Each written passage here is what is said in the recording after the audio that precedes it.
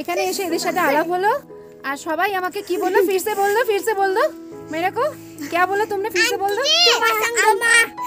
बोलो अच्छा है, ओहो बेस्ट गिफ्ट मिला। हाँ हम तो कलकत्ता से आए हैं, जुलूक से मेरा बेस्ट गिफ्ट मिला, ये सब बच्चे मेरे साथ। थैंक यू बेटा। आज के हमारे वीडियोते থাকছে 4 রাত 5 দিনের সিল্ক রুট ট্যুর প্ল্যান। আমাদের কাছে সিল্ক রুট বরাবরই খুব প্রিয়। এই ট্যুর প্ল্যানটার মধ্যে আমরা ঝর্ণা পাবো, কাঞ্চনজঙ্ঘা পাবো, বরফ পাবো, যা যা চাই পাহাড়ে ঘুরতে এসে সবকিছু থাকে এই ট্যুর প্ল্যানটায়। সেই সঙ্গে আমরা ইতিহাসকেও ছুঁয়ে দেখতে পারি সিল্ক রুট ট্যুর প্ল্যানে।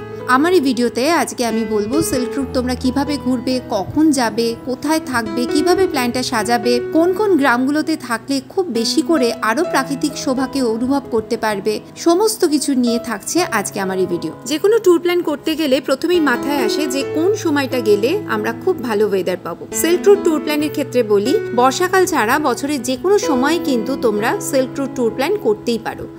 তবে যদি বরফ প্রেমী হও সেক্ষেত্রে বলবো তোমরা ডিসেম্বর থেকে মার্চের মধ্যে এসো, ওই সময়টা এলে কিন্তু বরফ পাবে। তবে প্রচুর বরফ পড়ার কারণে মাঝে মাঝে কিন্তু রুট পারমিট দেওয়া বন্ধ থাকে। আর প্লেজেন্ট ওয়েদার চাইলে তাহলে তোমরা চলে আসতে পারো মার্চ টু জুন আর সেপ্টেম্বর টু নভেম্বরের মধ্যে।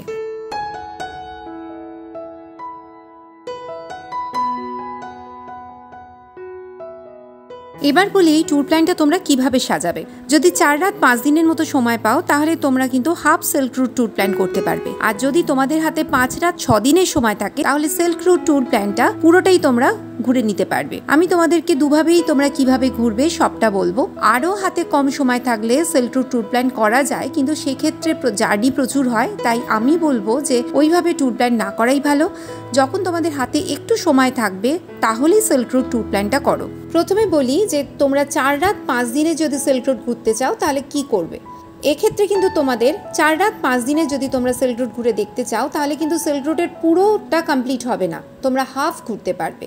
ডেট ওয়াইজ কবে কোথায় থাকবে তার একটা চার্ট আমি এখানে দিলাম। আর যদি তোমরা 5 রাত 6 দিনের এই ট্যুর প্ল্যানটা করতে চাও তাহলে কিন্তু সিল্ক রুটটা তোমরা সম্পূর্ণভাবে ঘুরে দেখতে পারবে।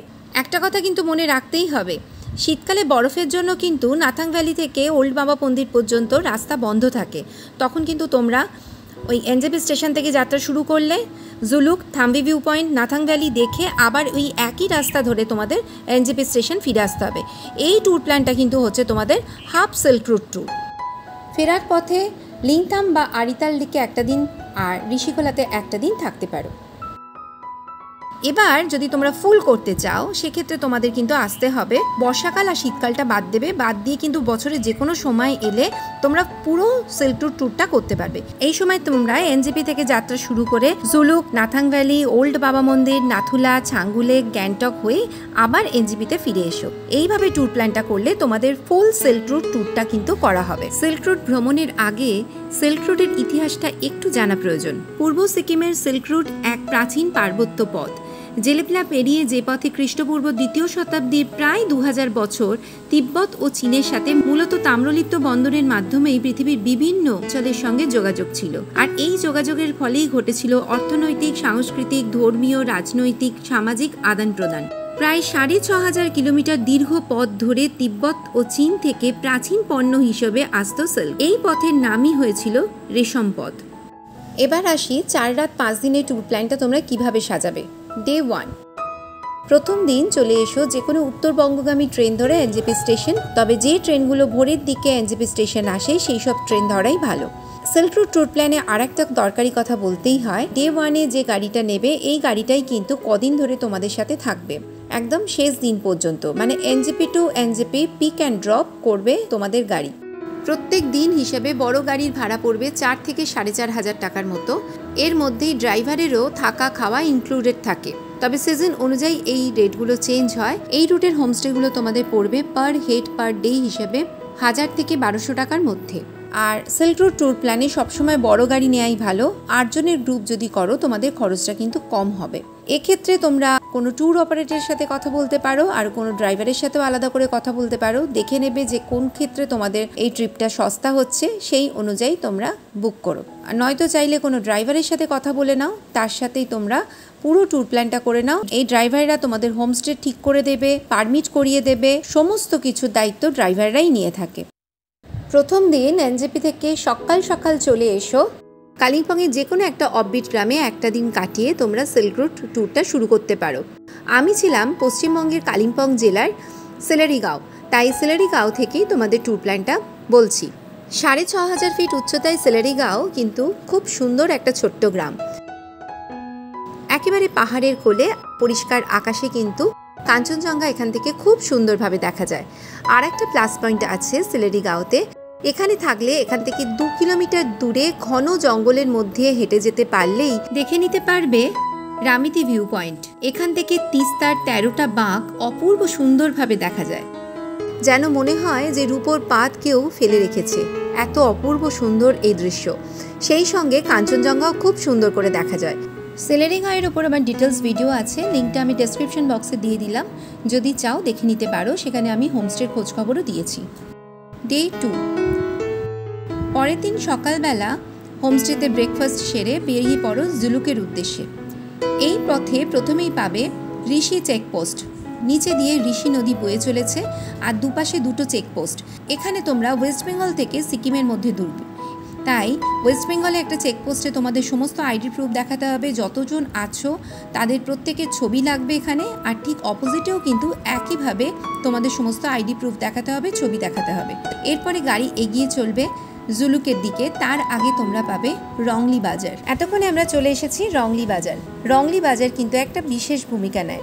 এখান থেকেই তোমরা জুলুক যাবার পারমিট পাবে, তবে অবশ্য পারমিটের জন্য তোমাদের কিছুই করতে হবে না, গাড়ির ড্রাইভার দাদা উনি সমস্ত কিছু ব্যবস্থা করে নেবেন। তবে পারমিটের জন্য যে টাকাটা লাগে সেটা কিন্তু তোমাদের দিতে হবে। আর আইডি প্রুফের জন্য লাগবে সকলের 2 কপি ভোটার কার্ড বা ড্রাইভিং লাইসেন্স বা পাসপোর্টের জেরক্স।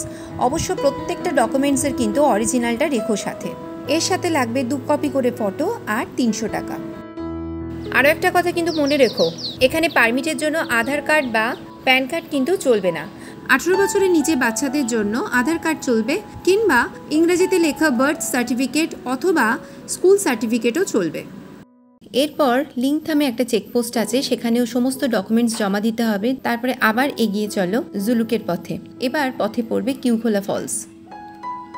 আমরা এখন রয়েছি কিউখোলা ফলসের সামনে। ওপর থেকে ঝর্ণাটা পড়ছে, খুব এনজয় করছে সবাই মিলে। আর এর পাশেই রয়েছে ছোট্ট একটা রেস্টুরেন্ট, এখানে মোমো, চাউমিন, স্যুপ, থুপ্পা অনেক কিছু পাওয়া যায়। কিছুটা সময় এখানে কাটিয়ে কিছু খাওয়া দাওয়া করে আবার চলা শুরু। এটা ফরেস্ট চেকপোস্ট, এখানে পার পার্সনের 55 টাকা করে লাগলো। ফরেস্ট চেকপোস্ট থেকে কিছুটা রাস্তা এগিয়ে আমরা পেয়ে গেলাম জুলুক। 10,100 ফিট উচ্চতায় অবস্থিত এই জুলুক প্রচণ্ড হাই অল্টিটিউড, তাই এখানে আসার আগে কিন্তু বিশেষ কতগুলো ব্যাপারে খেয়াল রেখো। এত উঁচু অল্টিটিউডের জন্য শ্বাসকষ্টজনিত কোনো প্রবলেম আসতেই পারে, সেই কারণে এখানে এসে কিন্তু কোনো লাফালাফি দৌড়োদৌড়ি কোনো কিছু নয়, যা কিছু করবে ধীর স্থিরভাবে। আর দ্বিতীয়ত আরেকটা কথা মাথায় রাখতে হবে, প্রচণ্ড ঠান্ডা এই জায়গাটায়, তাই পর্যাপ্ত পরিমাণে উলেন পোশাক কিন্তু সঙ্গে রেখো। আর শ্বাসকষ্টজনিত সমস্যা এড়ানোর জন্য তোমরা 7000 ফিট উচ্চতায় পাদামচেনে থাকতে পারো। এই পাদামচেন থেকে জুলুকের দূরত্ব হচ্ছে 8 কিলোমিটার। ডে 3, জুলুক থেকে আমরা যে কারণে জুলুক ঘুরতে এসেছি সেই সমস্ত বিশেষ আকর্ষণীয় জায়গাগুলো। পাহাড়ের গা ধরে আঁকাবাঁকা রাস্তা দিয়ে পাকদণ্ডি পথ পেরিয়ে চলে এসেছি আমরা এখন থাম্বি ভিউ পয়েন্ট। এখান থেকে অপূর্ব সুন্দর কিন্তু কাঞ্চনজঙ্ঘা দৃশ্যমান। যদি আকাশ পরিষ্কার থাকে তাহলে কিন্তু এই রাস্তার বাঁকগুলো এখান থেকে খুব সুন্দরভাবে দেখা যায়। অর্থাৎ যে রাস্তা ধরে তোমরা ওপরে উঠে এসেছো সেই রাস্তার আঁকাবাঁকা বাঁক যেন মনে হবে পাহাড়ের গায়ে কেউ এঁকে রেখেছে।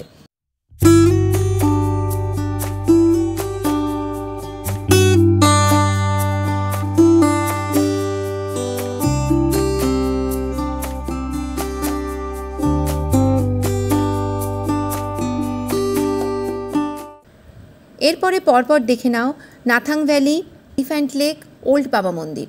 কিন্তু আমরা এরপরে আর এগোতে পারিনি, আমরা এসেছিলাম ডিসেম্বর।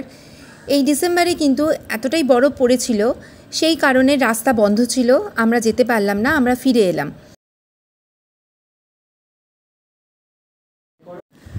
জুলুক থেকে আমরা আবার চলে এলাম লিংথামে। লিংথামের এই গ্রামটার নাম হচ্ছে বাকুটা গ্রাম। এই গ্রামে ছোট্ট একটা নদী আছে, একটা হ্যাঙ্গিং ব্রিজ আছে, একটা মনাস্ট্রি আছে, খুব সুন্দর গ্রাম। অনেকেই কিন্তু জুলুকের আসার পথে আড়িটারে থাকে, ঋষিকোলায় থাকে, কিন্তু এই বাকুটা এই ছোট্ট গ্রামটাকে কিন্তু এড়িয়ে যায়। আমি বলবো যে জুলুক ট্যুরে এই গ্রামে একবার ঘুরে যেও, ভালো লাগবে। ডে 4, আজকে আমরা এই লিংথাম থেকে যাচ্ছি ঋষিকোলার দিকে। মাঝখানে অনেকগুলো সাইট সিইং করতে করতে আমরা ঋষিকোলা পৌঁছ।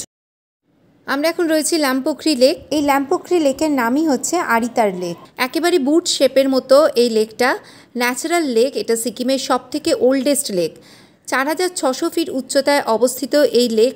এই লেকের মধ্যে বোটিংয়ের ব্যবস্থা আছে, কাছাকাছি অনেক হোমস্টে আছে। অনেকে কিন্তু এই লেকের আশেপাশের হোমস্টেতে রাত্রি যাপন করে। এরপরেই রয়েছে মানকিম ভিউ পয়েন্ট, যেখান থেকে কিন্তু এই লেকটা খুব সুন্দরভাবে দেখা যায়।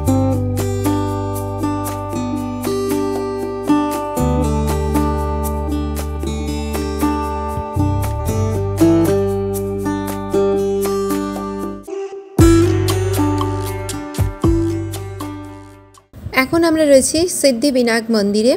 এরপরে আমরা এখান থেকে সোজা ঋষিকোলা চলে যাব।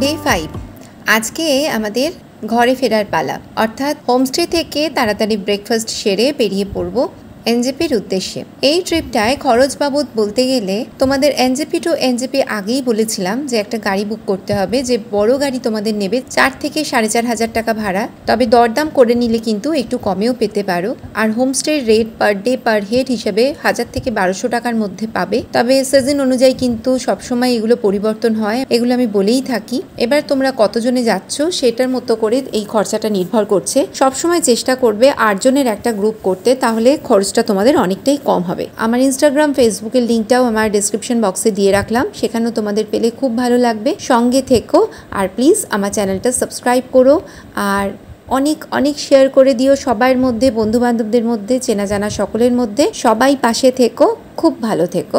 আজকের মতো এই পর্যন্তই।